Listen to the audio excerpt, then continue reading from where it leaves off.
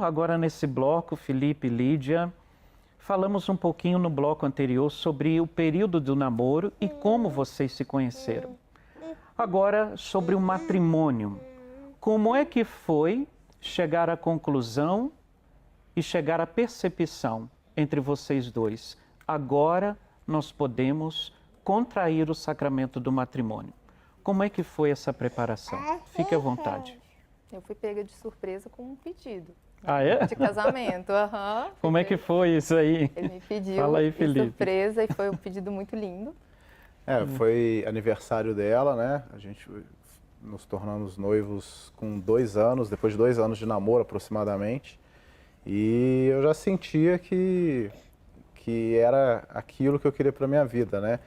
Ficou muito claro para mim, por aqueles primeiros anos de relacionamento, que nós éramos muito alinhados em tudo que era mais importante assim, para nos tornarmos um casal. E fiz questão de fazer com toda a família presente. Ambas famílias? Ambas as famílias. Porque aguardei o... Ele só não contou pra ninguém. Então, ninguém sabia porque... Reuniu todo mundo em sigilo e ninguém sabia o que ia acontecer. O aniversário já teria reunião de Era todo meu mundo. aniversário, ele aproveitou a ocasião. Era uma festa de aniversário dela. E aí eu me organizei para, nessa festa que estaria todas as pessoas juntas, para estar fazendo esse pedido. Maria, aqui ó. E foi maravilhoso, assim, foi do jeito que eu imaginava. E... Pega o biscoitinho. Foi do jeito que eu imaginava. Peguei a Lígia de surpresa, que era o principal. Eu ficava na dúvida se ela ia suspeitar algum dia disso, né? Nada, assim, em nenhum momento. E eu achava muito bonita aquelas roupas de trajes de gala do exército. Como quando eu conheci, assim? ele levou escondido. Eu não sei nem como ele conseguiu levar a espada sem eu ver. Porque ele foi de ônibus para o bar. E aí ele chegou lá no sítio, na época eu morava no sítio, né, com meus pais. E aí ele chegou e eu não vi, eu não sei como ele arrumou. E de repente ele estava vestido social. Quando eu fui pedir para parar a música para a gente cantar o parabéns, quando eu olho para trás, o Felipe estava todo fardado com traje de gala, com espada, com luva, com tudo. E aí eu olhei assim, sabe quando? Eu olhei de novo. O que está acontecendo? E aí o Felipe, né, parou a festa, todo mundo. E o Felipe, que é mais introvertido, de repente fez aquele pedido. Olha, foi uma declaração. E aí a gente tem o vídeo tudo guardado, porque aí as pessoas fizeram um vídeo com o celular, a gente tem o vídeo. Então foi um momento assim muito emocionante. Foi algo que eu desejava muito, mas claro, eu não ia pedir ele, né? Então tinha que ser partir dele tem e que partiu. Ser o homem cavalheiro, né? Não é? Então, e partiu com todo o cavalheirismo que eu sonhei. Mais do que eu sonhei ainda, né? E assim, foi uma bênção porque pouco tempo depois, o Felipe começava a transição de carreira dele. E foi na mesma época que o Felipe começou a transição de carreira, foi a época que meu pai faleceu.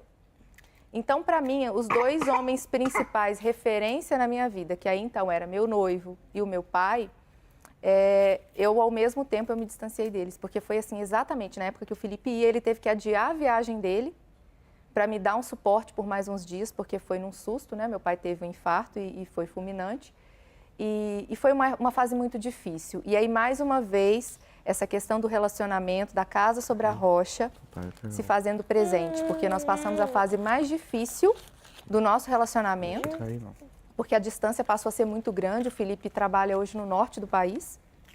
Então, é como se ele estivesse em outro país. Porque tem alguns países que são até mais perto aqui na América do Sul, né?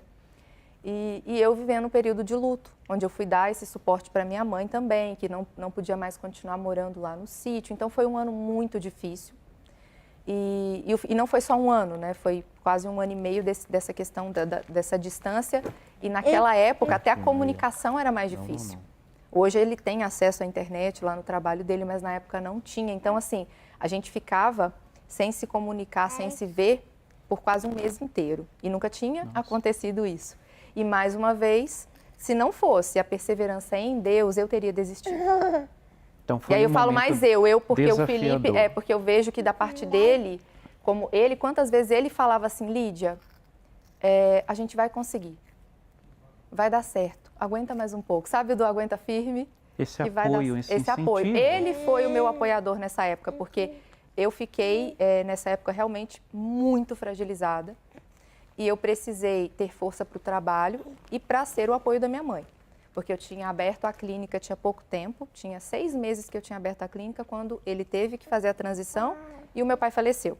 Então eu estava trabalhando assim muito e, de fato, o apoio do Felipe foi fundamental e a minha espiritualidade ali, sem sombra de dúvidas. Graças a Deus. Foi um momento difícil. Foi.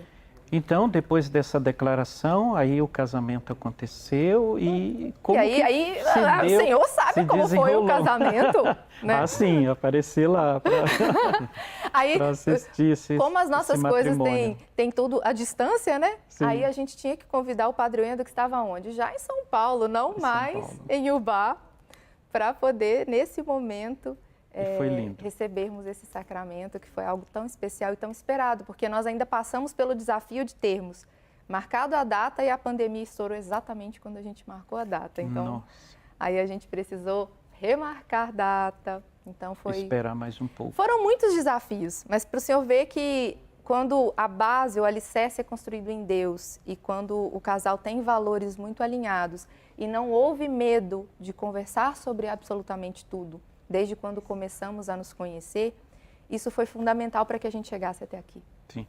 Uma curiosidade, talvez, para você de casa, que eu pergunto, né, para você, Felipe e Lídia, e é uma coisa que eu percebo nos atendimentos com os casais e até mesmo dos casos de nulidade no Tribunal Eclesiástico, que é o quê? A maioria dos casais que, de fato, contraíram o sacramento do matrimônio, esse matrimônio faliu, foi porque faltou, além da maturidade, uma preparação para o futuro a dois. Vocês, com a maturidade que vocês tinham e têm, vocês fizeram esse planejamento para o futuro, para estar hoje com um casal alinhado. Porque é isso que eu acompanho vocês e vejo. Vocês sempre ajustados e alinhados. Houve uma preparação? Houve algum plano para vocês poderem viver esse alinhamento? Então, além de toda a base da espiritualidade e o diálogo, que sempre foi nosso melhor amigo mesmo, né? Além disso, eu entrei numa jornada de autoconhecimento, não só por eu já ser psicóloga, mas por eu trabalhar com esse público também, que busca o desenvolvimento pessoal. E nessa jornada que eu entrei em grupos de empresários, aonde existem mentorias, existem pessoas, e são grupos de pessoas cristãs, aonde todo o alicerce ali que os empresários compartilham são também embasados na palavra. E o Felipe veio junto nessa jornada.